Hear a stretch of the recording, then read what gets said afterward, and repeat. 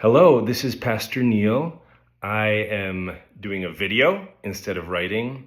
Doing a video seems like it might be easier because they're short, but believe it or not, they're pretty hard.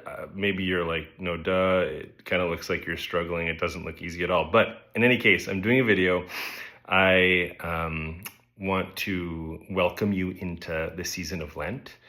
Lent officially began on Ash Wednesday, which was a few days ago. We unfortunately had to cancel.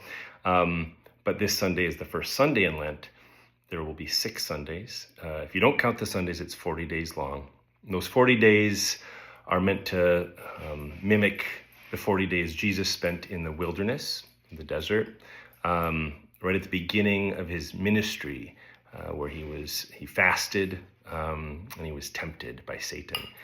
And this 40-day period is meant to kind of prepare us as people trying to follow Jesus and the way he disclosed, trying to prepare us to kind of refocus us. And traditionally, it was accompanied by fasting or giving things up. And I want to hold on to that, even though maybe we don't fast in the strict definition of it.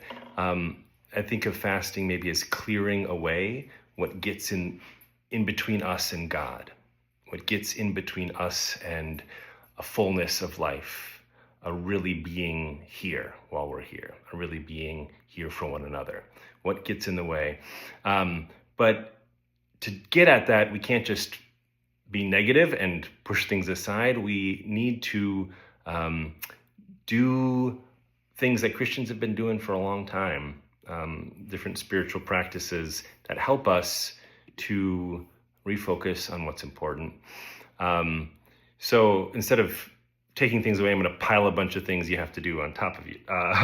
No, that's not it. But we are going to introduce each Sunday a different traditional Christian practice that are drawn from the way Jesus did life, the things he taught.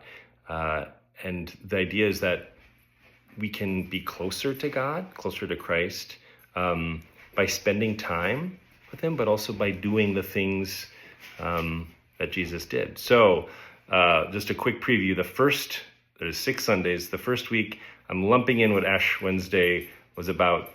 So we're going to talk about contrition, which you might understand better by calling it radical honesty, just being really honest about of our unvarnished selves, not the self we wish we were or once were or would like people to think we are, but just the imperfect humans we already are.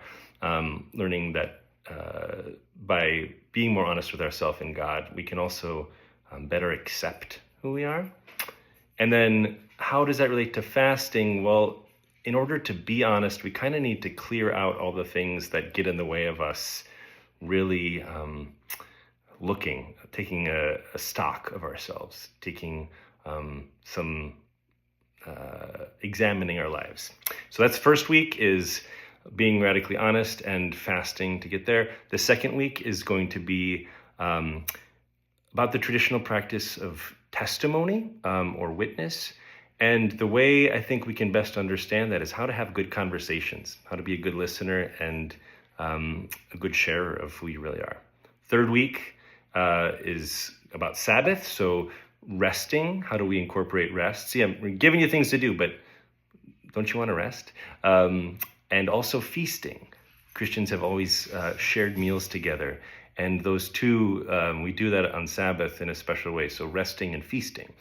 The fourth Sunday is about silence and solitude. Jesus often went away from the crowds to pray, to just be alone with God. So how do we practice finding more silence in our lives in a world where it can feel like there's not enough of that?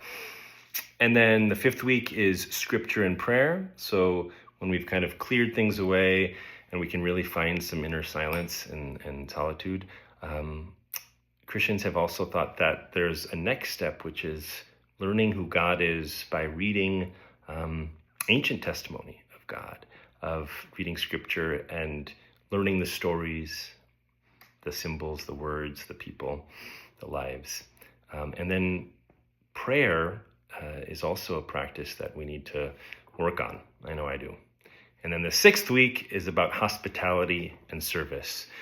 I see the two very linked, that hospitality, we think of being a good host, bringing people into your space, and sometimes service we think of as going out into the world, helping those other people. But I think the two are intimately related, and you can't think about them without each other. So we welcome people in as a gift to them, as a gift of welcome, of at-homeness in some way, of belonging. And then that's really what we want to do when we're serving others in any kind of way. We want to make them feel more at home in the world. So help be a good host, help give them more of a sense of belonging or welcome just in life. So, to recap: radical honesty and fasting, conversation, testimony, resting and feasting, Sabbath, silence and solitude, scripture and prayer, and hospitality/service. That was 6. We are going to do a little bit of a nod to Ash Wednesday this Sunday. So if you didn't go to some other church and get their ashes, how can we waste these beautiful ashes that Thomas de Master, the fire master, the ash master, made for us? So if you want to get those, they'll be available on Sunday too. Bless you, and hope to see you soon.